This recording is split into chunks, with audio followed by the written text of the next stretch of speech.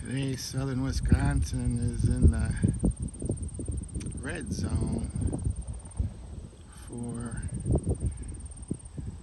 air quality.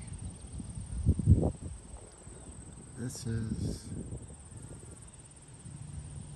wildfire smoke from Canada. And I'll tell you,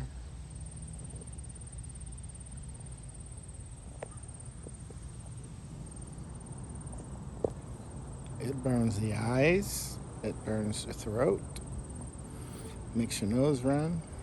I shouldn't be out here today, but we had to get a hike in. It's been over a week because of vacation and all. But this is climate change proof. Peace out.